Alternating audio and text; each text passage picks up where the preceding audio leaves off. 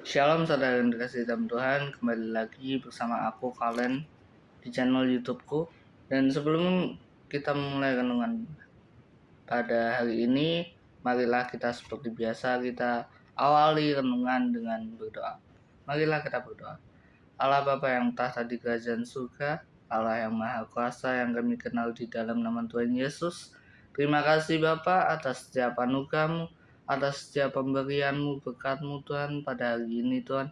Kami boleh melaksanakan setiap aktivitas kami dalam keadaan sehat dan penuh semangat. Semua karena campur tangan dari kuasa Tuhan. Bapa, sebentar kami ingin mendengarkan renungan firman-Mu. Engkau berkati kami. Pakailah kami Tuhan untuk meresapi dan juga melaksanakan setiap dari apa yang Engkau firmankan Tuhan. Bukalah mata hati dan pikiran kami Tuhan, agar kami senantiasa mengamalkan apa yang ada di dalam Alkitab-Mu ini Tuhan. Terima kasih Bapa, pakailah kami menjadi saksi dan alat-Mu dimanapun kami berada. Hanya di dalam nama Tuhan Yesus, haleluya, amin. Shalom saudara yang dikasihi dalam Tuhan. Renungan pada hari ini diambil dari Matius 25 ayat yang ke-31 hingga ke-46. Renungan hari ini berbicara tentang penghakiman akhir. Demikianlah firman Tuhan. Apabila Anak Manusia datang dalam kemuliaannya dan semua malaikat bersama-sama dengan Dia, maka Ia akan bersemayam di atas tahta kemuliaannya. Lalu semua bangsa akan dikumpulkan di hadapannya, dan Ia akan memisahkan mereka seorang daripada seorang, sama seperti gembala memisahkan domba dari kambing. Dan Ia akan menempatkan domba-domba di sebelah kanannya, dan kambing-kambing di sebelah kirinya. Dan raja itu akan berkata kepada mereka yang di sebelah kanannya, "Mari, hai kamu yang diberkati oleh Bapakku,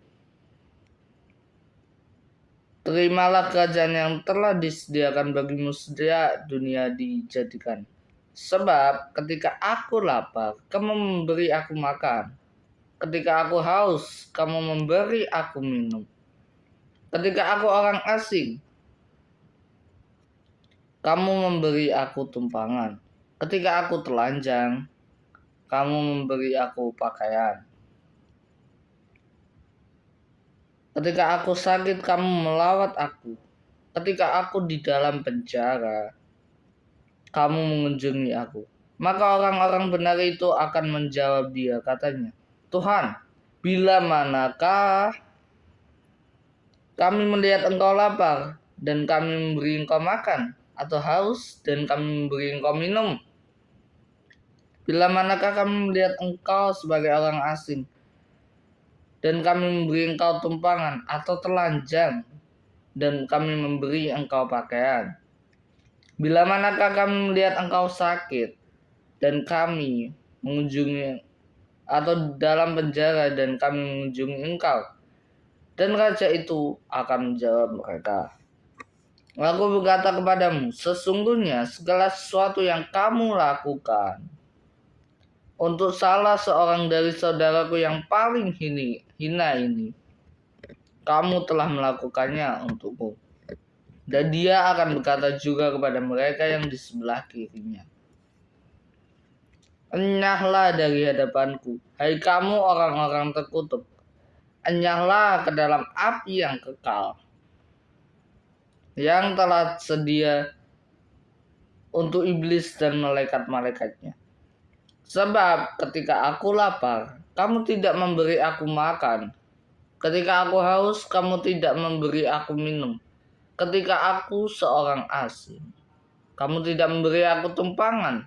Ketika aku telanjang, kamu tidak memberi aku pakaian. Ketika aku sakit dan dalam penjara, kamu tidak melawat aku." Lalu mereka pun akan menjawab Dia, katanya, "Tuhan, bila manakah kami melihat Engkau lapar atau haus, atau sebagai orang asing, atau telanjang, atau sakit, atau dalam penjara dan kami tidak melayani Engkau?" Maka Ia akan menjawab mereka, Aku berkata kepadamu, sesungguhnya segala sesuatu yang tidak kamu lakukan untuk salah seorang dari yang paling hina ini, kamu tidak melakukannya juga untuk aku. Dan mereka ini akan masuk ke tempat siksaan yang kekal, tetapi orang benar ke dalam hidup yang kekal. Amin. Saudara yang dikasihi dalam Tuhan, ada satu ayat Alkitab di mana ini mempertegas dari ayat Matius 25 yang barusan kita baca dan kita dengar. Ada di ayat Kolose 3, Kolose pasal 3, ayat yang ke-23. Demikianlah firman Tuhan. Apapun juga yang kamu perbuat, perbuatlah dengan segenap hatimu, seperti untuk Tuhan dan bukan untuk manusia. Ingatkah kita akan kisah Samaria, di mana Samaria yang dikenal sebagai kumpulan atau orang-orang yang dikenal sebagai orang yang tidak mengenal Tuhan. Amin. Tetapi ketika ada orang yang habis dirampok, ketika ada orang yang kecelakaan, justru orang Samaria lah yang satu-satunya menolong orang itu. Amin. Daripada semua ahli Taurat atau orang Lewi yang justru hanya melewati atau hanya melihat orang yang sakit itu. Amin. Bayangkan saudara, dia yang dianggap sebagai kumpulan orang atau suku yang tidak mengenal Allah justru melakukan perbuatan kasih. Tetapi orang-orang yang mengenal Allah, mengenal hukum Taurat dan pandai beragama seperti ahli Taurat, orang Lewi, itu adalah orang-orang yang terkenal dalam kehebatannya, dalam kepintarannya menafsirkan Alkitab, menafsirkan hukum Taurat. Saking pinternya, dia justru tidak menolong orang yang kecelakaan itu, orang yang dirampok. Berbeda halnya dengan Samaria. Ia menolong, memberi dia tumpangan, memberi orang yang sakit itu, memberi dia tumpangan. Dia merawat dia membayar segala obat-obat yang diperlukan dia. Bahkan kata orang Samaria itu, kalau nanti kurang, nanti aku akan kembali dan memberikan uang padamu. Rawatlah orang. Amin.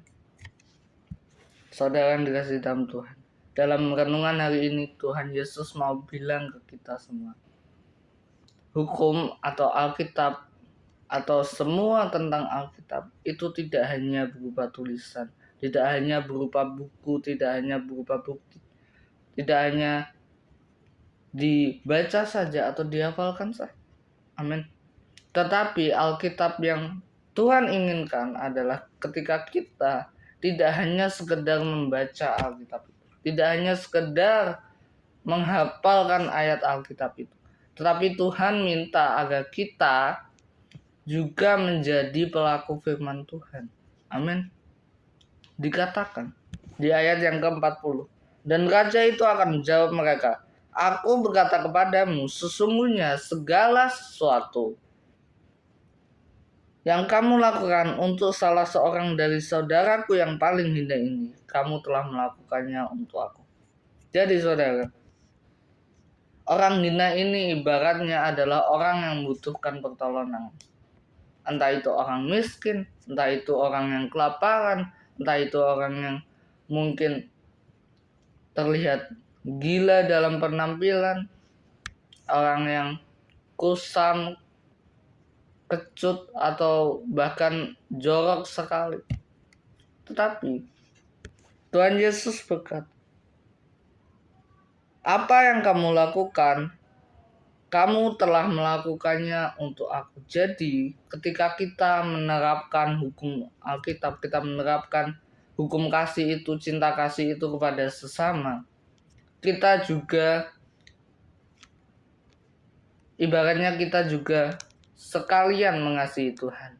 Ibaratnya Tuhan terlebih dahulu mengasihi kita. Amin. Dan Tuhan memberikan kasih-Nya, menebus kita, menyelamatkan kita, mengasihi kita dan mengampuni kita dari dosa-dosa kita yang sebelumnya pernah kita lakukan. Nah, bukti atau balasan atau feedback yang kita berikan kepada Tuhan karena Dia tuh lebih dahulu mengasihi kita adalah dengan cara kita juga mengasihi sesama manusia. Makanya salib itu ada dari atas sampai bawah, kanan sampai kiri, atas sampai bawah adalah Tuhan mengasihi kita. Tuhan mengasihi manusia. Lalu akan disambung dari kanan menuju kiri. Yang artinya apa? Kasih itu juga harus disalurkan kepada seluruh umat manusia. Amin. Jadi, kasih itu tidak bisa kita pendam, tidak bisa kita milikin sendiri, kita tidak bisa egois, tidak bisa serakah. Sama seperti perumpamaan tentang talenta. Orang yang diberikan talenta satu, justru dia tidak mengembangkan talenta itu. Dia malas-malasan dan justru dia membuang talenta itu. Dia menguburkan talenta itu. Dia menganggap bahwa bapaknya atau istilahnya dia menganggap majikannya adalah orang jahat, orang yang kejam, orang yang kasar. Amin. Terkadang dalam kehidupan kita juga seperti itu. Kita menganggap Tuhan itu mudah marah. Kita menganggap Tuhan memberi kita pencobaan yang berat. Tuhan memberikan hukuman. Tapi justru yang Tuhan mau sampaikan adalah Tuhan itu maha adil, saudara.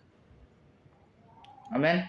Jika kamu bisa perjuangin itu, perjuangin kasih itu, perjuangin bakat-bakat yang Tuhan berikan dan kita salurkan kepada sesama kita, maka Tuhan juga akan menambahkan bakat-bakat lagi, berkat-bakat. Tuhan juga akan menambahkan cinta kasih-Nya kepada kita. Amin. Next di ayat yang ke 45. Maka Ia akan menjawab mereka, Aku berkata kepadamu, sesungguhnya segala sesuatu yang tidak kamu lakukan kepada salah seorang dari yang paling hina ini, kamu tidak melakukannya juga untuk aku. Amin. Jadi jika kita tidak mengasihi sesama, kita tidak menolong orang lain yang kesusahan, kita tidak bisa menyelamatkan jiwa-jiwa yang tersesat dalam kegelapan, itu sama saja kita menyia-nyiakan, kita tidak menggunakan kasih yang Tuhan berikan pada kita. Harusnya kasih itu Tuhan berikan pada orang lain, karena kita yang sudah diberi kasih itu justru tidak melakukan tindakan kasih, saudara. Jadi Tuhan memang sudah mengasihi kita. Kita sudah dimenangkan, sudah dibaharui, dibaptis. Tetapi tidak sampai di baptisan itu saja, tidak sampai di pertobatan itu, tetapi harus melakukan tindakan-tindakan pertobatan, tindakan-tindakan kasih, yaitu apa? Mengasihi sesama manusia. Amin. Kasihilah Tuhan Allahmu dengan segala akal budimu, pengetahuanmu, dan kasihilah sesama manusia seperti dirimu sendiri. Amin. Percuma kita mengasihi Tuhan tetapi tidak mengasihi manusia. Maksudnya gini, percuma kita rajin ibadah, rajin ke gereja, rajin baca Alkitab, rajin berdoa, rajin saat teduh, benar-benar menghayat itu pas saat teduh, pas baca firman, benar-benar menghayat. Tetapi kalau kita tidak bisa mengasihi sama manusia, itu sama aja, saudara. Tuhan menganggap itu semuanya nol. Karena apa? Dua hal ini harus memiliki keseimbangan, harus saling berhubungan. Kasih dari Allah, kasih pada Allah, dan juga kasih kepada manusia ini harus berkesinambungan. Ibaratnya iman tanpa perbuatan adalah mati. Iman adalah hubungan kita dengan Tuhan, tapi perbuatan inilah hubungan kita dengan manusia yang akan dilihat manusia. Sama seperti kasih. Kasih dengan Allah dan juga kasih dengan manusia itu juga harus seimbang, saudara. Ditegaskan di ayat 33. Dan Ia akan menempatkan domba-domba di sebelah kanannya dan kambing-kambing di sebelah kirinya. Amin. Domba-domba ini adalah ibarat ketika kita yang walaupun sudah dibaptis, kita juga mewujud nyatakan tindakan kasih kepada sesama kita. Makanya kita ditaruh di sebelah kanan. Ada salah satu ayat Alkitab berkata, anakku akan duduk di sebelah kanan tata Bapa itu sendiri. Artinya apa? Orang yang melakukan perintah-perintah Tuhan itu ada di sebelah kanan Bapa itu sendiri, yaitu surga. Dan di sebelah kiri adalah neraka, tempat bagi orang-orang yang tidak melakukan perintah-perintah Tuhan. Salah satunya apa? Perintah mengasihi sesama. Itu kenapa? Ini menjadi landasan utama kenapa perintah Tuhan itu tidak hanya dibaca, tidak hanya digunungkan, tetapi juga dilakukan. Bahkan juga harus dilakukan, diwujud nyatakan dengan cara kita mengasihi sama manusia, mengasihi ciptaan-ciptaan Tuhan. Amin. Saudara yang dikasihi dalam Tuhan, kita jangan memperdulikan apa yang ada di luar kita, terlihat bersih, terlihat rajin ibadah, tetapi yang perlu diperhatikan adalah bagian dalam kita. Amin. Contohnya seperti orang Samaria. Orang Samaria walaupun dia dikatakan tidak mengenal Tuhan, tetapi dia melakukan perbuatan kasih. Yaitu apa? Intinya bukan sekedar kita terlihat baik dari pandangan orang lain, tetapi kita juga berusaha untuk melakukan cinta kasih. Hati kita juga berusaha untuk mewujud nyatakan kasih Allah kepada sesama manusia, agar semua manusia tahu bahwa Allah ada di dalam kita. Allah itu kasih. Amin. Marilah kita berdoa. Allah Bapa yang berada di kerajaan surga, terima kasih Bapa atas setiap anugerah, atas renungan pada pagi hari ini Tuhan. Kembali kami diingatkan Tuhan, untuk kami terus setia Tuhan, senantiasa melakukan setiap dari apa yang Engkau perintahkan bagi kami Tuhan. Terutama dalam renungan pada hari ini Tuhan, kami diajarkan Tuhan, kami diperintahkan Tuhan untuk terus melaksanakan cinta kasih-Mu Tuhan, mengasihi sesama kami Tuhan, menolong setiap orang yang membutuhkan bantuan Tuhan. Jangan biarkan hati kami kecut dan tawar Tuhan, jangan biarkan egoisme menutupi diri kami akan cinta kasih-Mu Tuhan. Pakailah kami untuk menjadi saksi dan alat-Mu, pakailah kami untuk menjadi pewarta sabda-Mu, pelaksana firman-Mu di dalam kehidupan sehari-hari. Terima kasih Tuhan, hanya di dalam nama Tuhan Yesus. Haleluya. Amin.